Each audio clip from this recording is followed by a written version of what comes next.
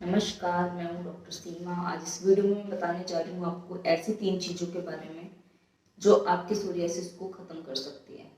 तो basically psoriasis को हमें अगर कंट्रोल करना है या उसको क्योर करना है तो हमें ऐसी चीज़ों का इस्तेमाल करना पड़ता है या ऐसी चीज़ें ट्रीटमेंट में लेनी होती हैं जो सेल्स के फ्रिक्वेंटली रिप्लेसमेंट को कम करे। अगर फ्रिक्वेंटली रिप्लेसमेंट कम हो जाएगा तो इन्फ्लेमेशन भी कम हो जाएगी। तो सबसे पहली चीज़ पे मैं आती हूँ विटामिन ए और विटामिन डी। विटामिन ए और विटामिन डी दोनों ही इस तरीके के सप्लीमेंट्स हैं जो सेल के डिवीज़न, सेल की डेवलपमेंट में दोनों में काम आते हैं और इम्यून सेल्स पे भी काम करते हैं, यानी इम्यूनिटी को बढ़ाते हैं। तो विटामिन ए और विटामिन डी अगर सोरियासिस के पेशेंट लेते हैं तो उनके जो सोरियासिस के इरप्शंस होते हैं, इन्फ्लेमेशन होती है, वो एक तरीके से कंट्रोल होती है। तो विटामिन ए और विटामिन डी आपको पता ही है, ये दोनों विटामिन ज़्यादातर आपको डेयरी प्रोडक्ट्स या एनिमल फूड्स में ही मिलेंगे। पर सोरियासिस पेशेंट को इन दोनों फूड्स का ही परहेज रखना पड़ता है क्योंकि इन फूड्स में जो एनिमल फूड्स हैं और जो डेयरी प्रोडक्ट्स हैं, इन दोनों में ही इन्फ्लेमेटरी प्रॉपर्टीज़ जो होती हैं वो ज़्यादा होती हैं। तो इसलिए इन फूड्स का यूज़ ना करके आप सप्लीमेंट यूज़ करिए। सप्लीमेंट्स अगर यूज़ करेंगे तो वो आपको फ़ायदा करेगा। कुछ चीज़ें होती हैं जो आप खाने में भी विटामिन ए और विटामिन डी ले सकते हैं। विटामिन ए आपको कुछ जो फ्रूट्स हैं, वेजिटेबल्स हैं, उनमें मिल जाएगा। जैसे कि ग्रीन लीफी वेजिटेबल्स है, कैरट है, स्पिनच है, तो इसमें आपको मिल जाएगा। दूसरा फ्रूट्स में मतलब तरबूज या आम, अंगूर, इनमें विटामिन ए जो है वो उसकी मात्रा मिल जाएगी, वो भी आप ले सकते हैं। उसके बाद विटामिन डी आपको पूरी तरीके से ही खाने वाली चीज़ों में अवॉइड करना ही पड़ेगा क्योंकि वो ज़्यादातर एनिमल फूड हैं उनमें ही मिलेगा। तो या आपको डेयरी प्रोडक्ट में मिलेगा। तो आप थोड़ा बहुत, आपको पता ही है विटामिन डी सनलाइट से भी मिलता है, तो इसलिए आप सनलाइट का भी यूज़ कर सकते हैं। 15-20 मिनट आप रोज़ थोड़ा बहुत धूप का सेवन कर सकते हैं, तो उससे आपकी इरप्शंस में जो इन्फ्लेमेशन है कंट्रोल होना स्टार्ट हो जाएगी। उसके बाद हम आते हैं दूसरी चीज़ पे। दूसरी चीज़ होती है ऑलिव ऑयल और यूकलिप्टस ऑयल। ये दोनों ऑयल ही अगर आप 50-50% की रेशियो में यूज़ करते हैं मिला के अपने सोरियासिस के इरप्शंस पे, तो उनमें धीरे धीरे जो उनका बढ़ना होता है या उनमें जो ड्राइनेस होती है वो धीरे धीरे कम होना स्टार्ट हो जाती है क्योंकि इन दोनों ऑयल्स में ही आपको एंटी इन्फ्लामेटरी प्रॉपर्टीज़ मिलेंगी और मॉइस्चराइजेशन भी काफ़ी देर तक ये लॉक करके रखते हैं।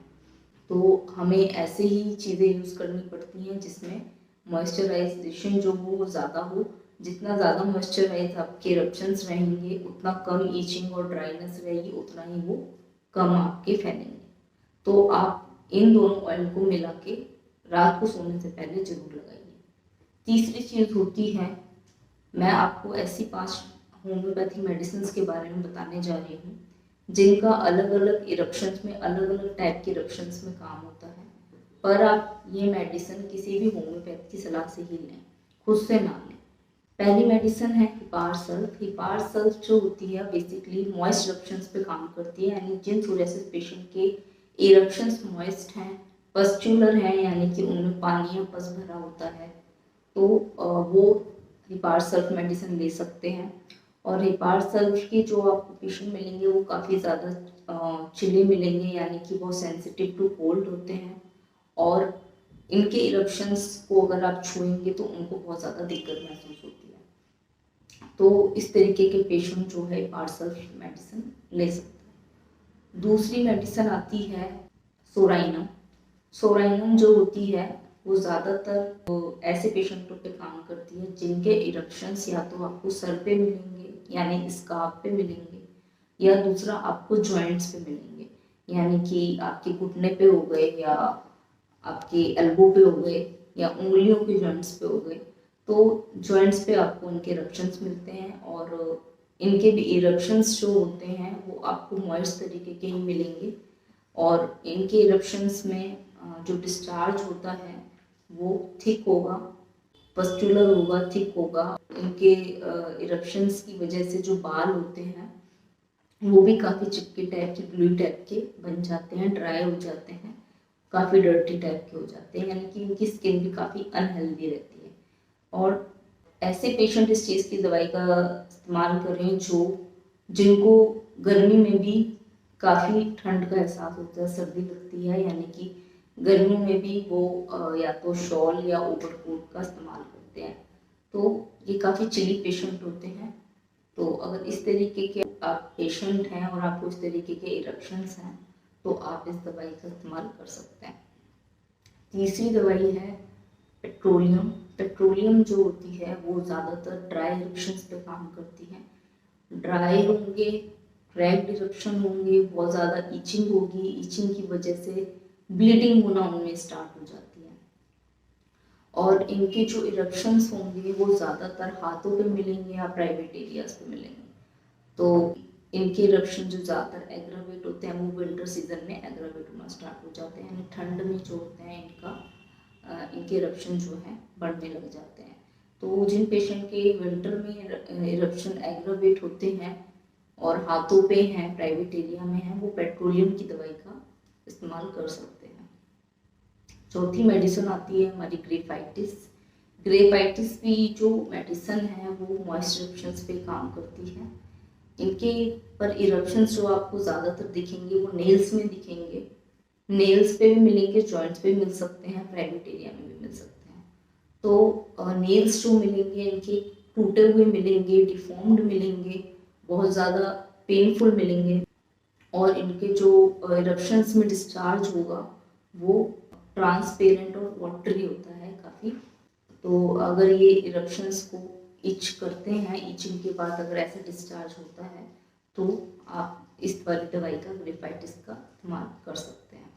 और इनके मार्जिन भी होते हैं वो अनडिफाइंड मिलेंगे आपको, और लिड्स और ईयर पे आपको इनके इरप्शंस भी मिल सकते हैं।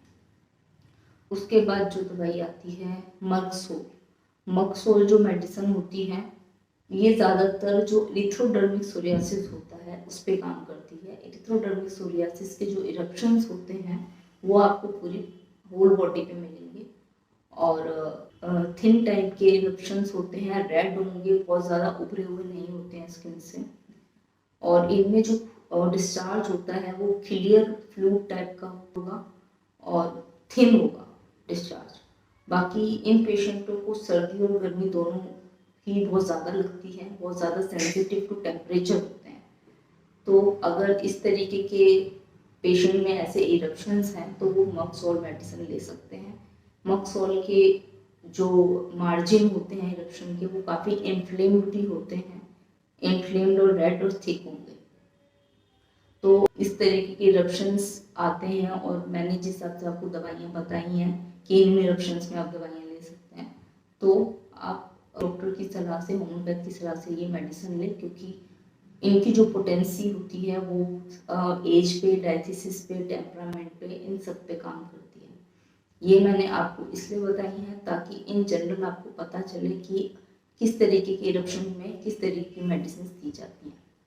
अगर आपको इस तरीके के इरप्शंस हैं, सोरियासिस की कोई प्रॉब्लम है, तो आप हमारे नीचे दिए गए नंबर पर कॉन्टैक्ट कर सकते हैं और इस बारे में सलाह या ट्रीटमेंट आप ले सकते हैं।